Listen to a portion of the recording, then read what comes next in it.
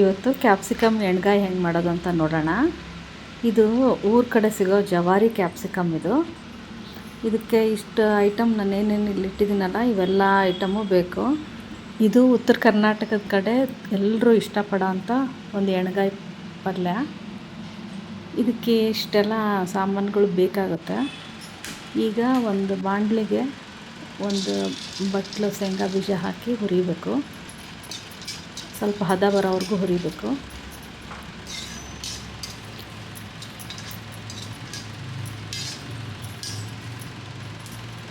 ಆಮೇಲೆ ಅದನ್ನು ಒಂದು ಬೌಲ್ಗೆ ತೆಗಿತಾ ಇದ್ದೀನಿ.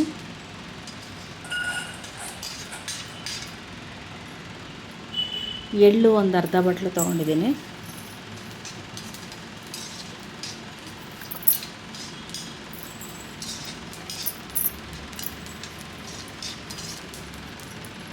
ಇದನ್ನು ಒಂದು ಬೌಲಿಗೆ ತೆಗಿತಾ ಇದ್ದೀನಿ.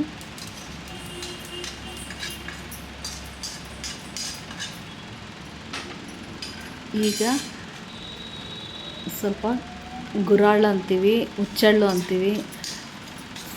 ಇದನ್ನು ಒಂದು ಸ್ವಲ್ಪ ಒಂದು 2-3 ಸ್ಪೂನಷ್ಟು ತೊಗೊಂಡಿದ್ದೀನಿ. ಇದನ್ನು ಒಂದು ಬೌಲಿಗೆ ಹಾಕಿ ಇದು ಸ್ವಲ್ಪ ಆರಿದ ಮೇಲೆ ಇದಕ್ಕೆ ಸ್ವಲ್ಪ ಒಂದು ಅರ್ಧ ಬಟ್ಲು ಹುರ್ಗಡ್ಲೆ, ಒಂದು ಅರ್ಧ ಬಟ್ಲು ಒಣ ಕೊಬ್ಬರಿ,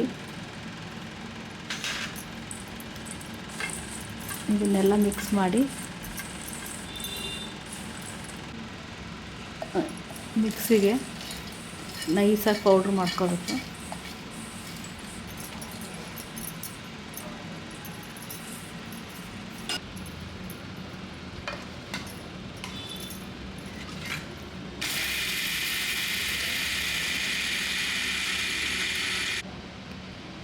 ಈ ಹದಕ್ಕಿರಬೇಕು.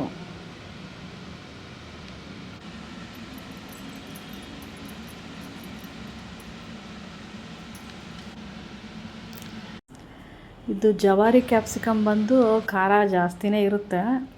ಆದರೂ ನಾವು ಇನ್ನೂ ಒಂದು ಸ್ವಲ್ಪ ಟೇಸ್ಟ್ ಚೆನ್ನಾಗಿ ಕೊಡುತ್ತೆ. ಆಮೇಲೆ ನಮ್ಮ ಸ್ವಲ್ಪ ಖಾರ ಜಾಸ್ತಿ ತಿಂತೀವಿ ನಾವು. ಹಾಗಾಗಿ ನಾನು ಇನ್ನೊಂದು ಸ್ವಲ್ಪ 4 ಮೆಣಸಿನ್ಕಾಯಿನ ಮಿಕ್ಸಿಗೆ ಹಾಕಿ ಹಾಕ್ಕೋತಾ ಇದ್ದೀನಿ.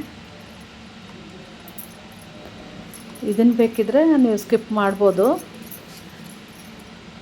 ಆಮೇಲೆ ಸ್ವಲ್ಪ ಕೊತ್ತಂಬರಿ, ಆಮೇಲೆ ಸಣ್ಣಗೆ ಹೆಚ್ಚಿಟ್ಟಿರೋ ಈರುಳ್ಳಿ, ಆಮೇಲೆ ಸ್ವಲ್ಪ ಬೆಲ್ಲ, ಹುಣಸೆ ಹಣ್ಣಿನ ರಸ,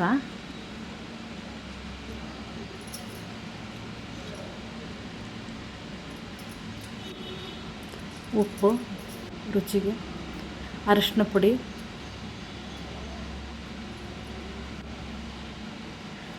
ನಾವು ಮನೆಯಲ್ಲೇ ಮಾಡಿರೋ ಮಸಾಲ ಪುಡಿ ಇದು. ಆಮೇಲೆ ಸ್ವಲ್ಪ ಎಣ್ಣೆ. ಇದನ್ನು ಗಟ್ಟಿಗೆ ಕಲಿಸ್ಕೋಬೇಕು, ಜಾಸ್ತಿ ನೀರು ಹಾಕ್ಕೋಬಾರ್ದು. ಚಪಾತಿ ಹಿಟ್ಟಿನ ಥರ ಬರುತ್ತಿದ್ದು ಅಷ್ಟು ಗಟ್ಟಿ ಕಲಿಸ್ಕೋಬೇಕು.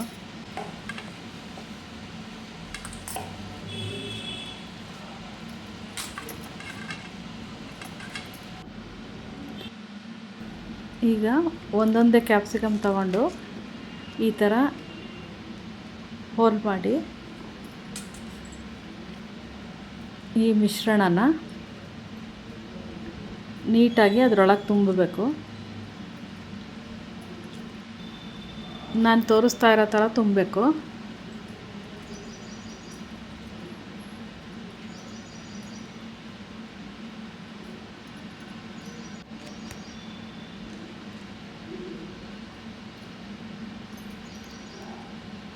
ಎಲ್ಲ ಕ್ಯಾಪ್ಸಿಕಮ್ನು ಇದೇ ಥರ ಮಾಡಿಟ್ಕೋಬೇಕು.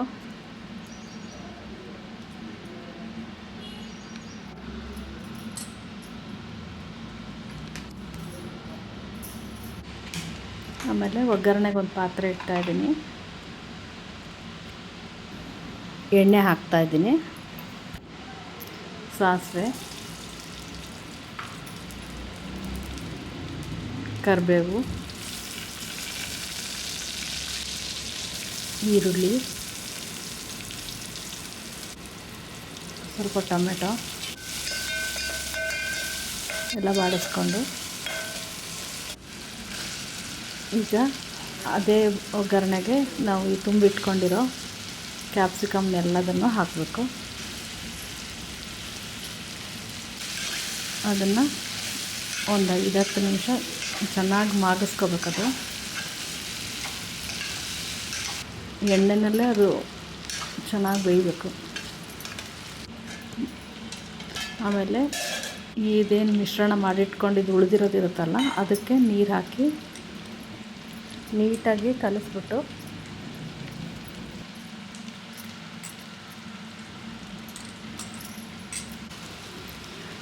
ಬೆಂದಿರೋ ಕ್ಯಾಪ್ಸಿಕಮ್ಗೆ ಆ ಮಿಶ್ರಣನ ಹಾಕಬೇಕು.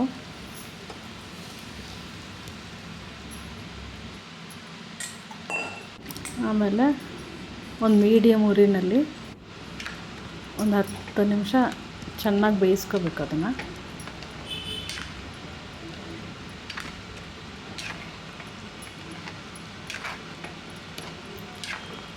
ಅದು ಯಾವ ಥರ ಅಂದರೆ ಈ ಲಾಸ್ಟಿಗೆ ಕಂಪ್ಲೀಟಾಗಿ ಎಣ್ಣೆ ಬಿಟ್ಕೊಳ್ಳುತ್ತದು, ಆವಾಗ ಅದಾಗಿದೆ ಅಂತ ಪಲ್ಯ.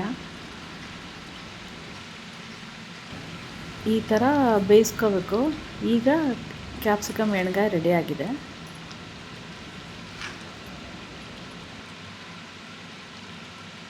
ಈಗ ಅದಕ್ಕೊಂದು ಜೊತೆಗೆ ಜೋಳದ ರೊಟ್ಟಿ ಮಾಡ್ತಾಯಿದ್ದೀನಿ.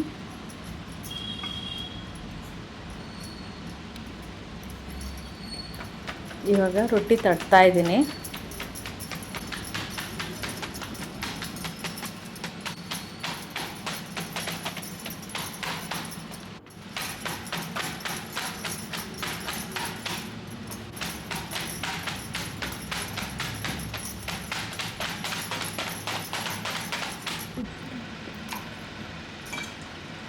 ಇದನ್ನು ನೀಟಾಗಿ ಬೇಯಿಸ್ಕೊಂಡು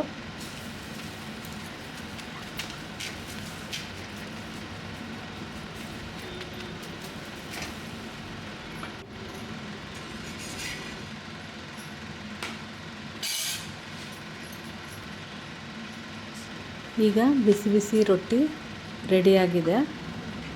ಬಿಸಿ ಬಿಸಿ ರೊಟ್ಟಿಗೆ ತುಪ್ಪ ಅಥವಾ ಬೆಣ್ಣೆ ಹಾಕ್ಕೊಂಡು ತಿನ್ನೋದ್ರಿಂದ ತುಂಬ ಟೇಸ್ಟಾಗಿರುತ್ತೆ. ಆಮೇಲೆ ಹೆಲ್ತ್ ಕೂಡ ತುಂಬ ಒಳ್ಳೆಯದು. ಎಣ್ಗಾಯಿ ಪಲ್ಯದ ಜೊತೆ ಮಾಡ್ಕೊಳ್ಳಿ, ತಿನ್ಕೊಳ್ಳಿ, ಮಜಾ ಮಾಡಿ.